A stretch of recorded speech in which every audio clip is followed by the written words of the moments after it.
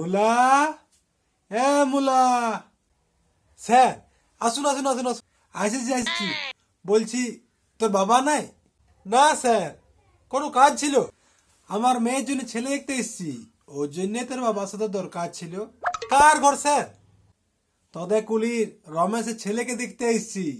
ভালো ঘরেই তো দেখতে এসেছেন। আমি জানি রমেশ কাকুর মুখে তো কথাই নেই, খুবই সহজ সরল মানুষ তো। সহজ লয়, রমেশ কাকুর বউ বুকটো পা দিয়ে জিভটা ছিঁড়ে নিয়েছে। কি? বাকি আপনি চোখ বন্ধ করে দিতে পারেন। হ্যাঁ, এত ভালো, কারণ চোখ খুলে আপনি দিতেই পারবেন না। কেন? রমেশ কাকুর বউ মানে কাকির কথা কেউ শুনতেই পায় না। আস্তে আস্তে কথা বলে, ওটাই তো ভালো।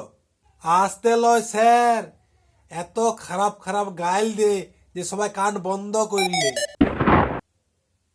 কিন্তু ছেলে তো ভালো, ছেলে খুবই ভালো। ছেলে রাতে কথাও বার হয় না। আমি জানি রে, খুবই ভদ্র।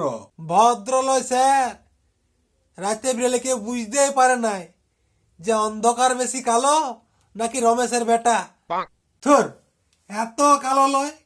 কালো লয়, বাচ্চা ছিল কাজল শেষ হয়ে গেলে ওর গায়ে হাত বুলায় লাগাইলে অল্প নাইলে কালো বটে, কিন্তু কোনো নেশা নাই।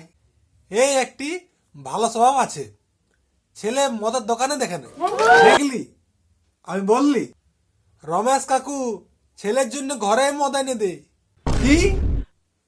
আমি চললি, এমন করে আমার বিটির বিহা দিব নাই এখনই। এখন কিছু বলিয়েই নাই। না না, আর শুনবো নাই, চললাম ঘর। স্যার শুনিলেন? না না না না স্যার, স্যার স্যার, আমি আপনার বিটিকে 2 বছর ধরে লাইন মারছি, আর রমেশের বেটা বিহা করিবে। মুখটা ধুয়ে আসুন।